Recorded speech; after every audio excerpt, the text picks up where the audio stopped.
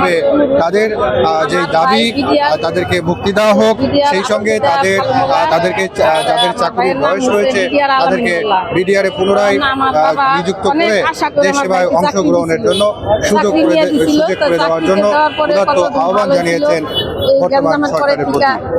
আপনারা দেখছেন এই মুহূর্তে রাজধানীর শাহবাগ চত্বর থেকে শাহবাগ জাতীয় জাদুঘরের সামনে আপনারা দেখছেন এই মুহূর্তে বিডিআর পরিবারের আজকের মানববন্ধনের দৃশ্য।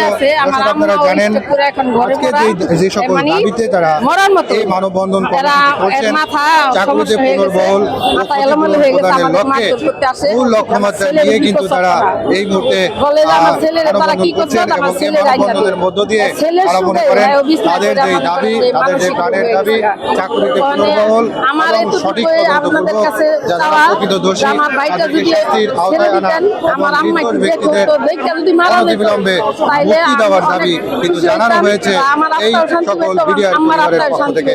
দর্শক আপনারা দেখছেন এই মুহূর্তে রাজধানীর শাহবাগ জাতীয় জাদুঘরের সামনে থেকে আপনারা জানেন যে এই ক্ষতিগ্রস্ত বিডিআর যে পিলখানার যে হত্যাকাণ্ড সংঘটিত হয়েছিল সেই হত্যাকাণ্ডে যারা প্রকৃত অপরাধী তাদের শাস্তির দাবি জানিয়েছেন।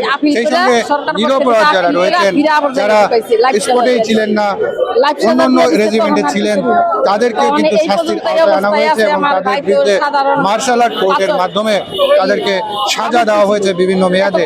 অনেকে কিন্তু অদ্যাবধি সাজা ভোগ করছেন। এই সাজা ভোগ করবার পরেও তাদের মেলেনি মুক্তি। তারা আশা করেছিলেন সরকার পরিবর্তন হলে তাদের মুক্তি মিলবে, কিন্তু সে আশা কুয়াশায় রয়ে গেল। অদ্যাবধি তাদের সেই আশা আলোর মুখ দেখেনি। আপনারা দেখছেন, আপনারা জানেন যে ইতিপূর্বে কিন্তু এই বিডিআর কল্যাণ পরিষদ বারবার রাজপথে এসেছেন একই দাবিতে।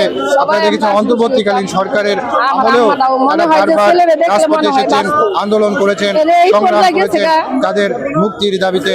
যে সকল মামলা তাদেরকে দেওয়া হয়েছে সেই সকল মামলা থেকে অব্যাহতি পাওয়ার লক্ষ্যে, সেই সঙ্গে যাদের বয়স রয়েছে তাদেরকে স্ব ইউনিটে সসম্মানে যোগদান করার লক্ষ্যে তাদের এই কর্মসূচি।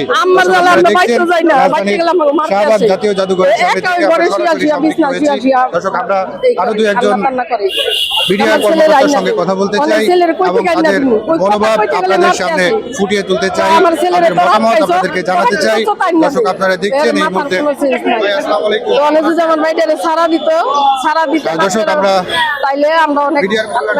কৃতজ্ঞতা অনেক দোয়া করতাম এবং আমরা ফ্যামিলি পুরা আমরা ছিলাম আপনাদের এই বিষয়ে। তো এখন ভাগ্য খারাপ, ভাগ্য কিনে করে গেছি গা এতটুকু আর কি কমু। আমার দুঃখে আমার কথা আসতেছে না।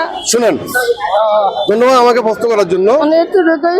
আমরা 9 আগস্ট 2024 থেকে জেলা পর্যায়ে ডিসি সাহেব থেকে লইয়া মন্ত্রণালয় দিচ্ছি, অন্তর্বর্তী সরকারের প্রতিটা মন্ত্রণালয় দিচ্ছি। কেউ কিন্তু আমাদের গুরুত্ব দেয় নাই।